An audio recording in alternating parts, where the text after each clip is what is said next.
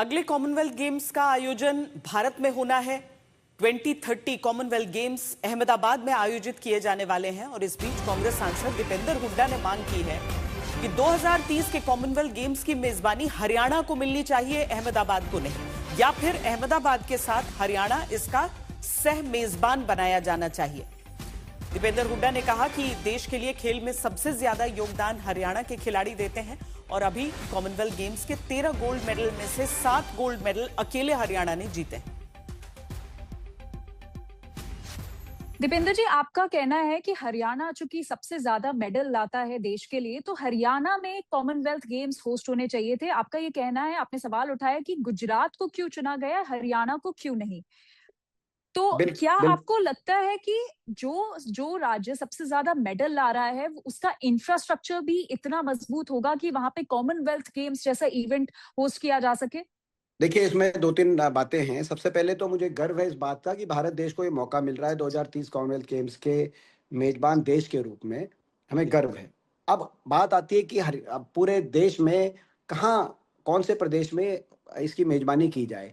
और इस संदर्भ में मैं कहना चाहता हूँ, लगातार पिछले 15-20 साल का आप ट्रैक रिकॉर्ड अगर उठा के देखेंगे, भारत के जितने मेडल आए पदक तालिका में, उनमें से 50% से ज्यादा मेडल, चाहे ओलंपिक हो, चाहे कॉमनवेल्थ हो, चाहे एशियाई खेल हो, 50% से ज्यादा भारत देश के मेडल हरियाणा प्रदेश के खिलाड़ी लेके आए, जिन्होंने भारत माता की झोली को उन मेडलों से भरने का काम किया।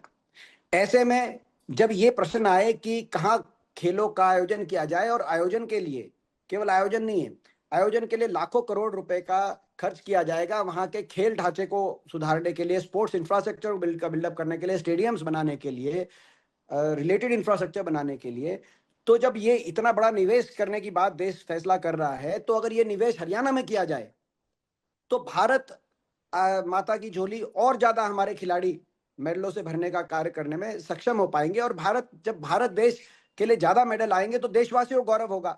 केवल इस बात पे हमें गर्व नहीं होना चाहिए, संतुष्टि नहीं होनी चाहिए कि खेल हम आयोजित कर रहे हैं। असली गर्व होना चाहिए जब 2030 कॉमनवेल्थ खेलों में हमारा देश पदक तालिका में नंबर 1 पे आए, और उसका क्या रास्ता है, उसके बारे में सोचना चाहिए। इस बार भी 13 में से 7 गोल्ड मेडल, 13 गोल्ड मेडल आए, जिनमें से 7 हरियाणा से संबंधित खिलाड़ी, हरियाणा के हमारे खिलाड़ी लेके आए।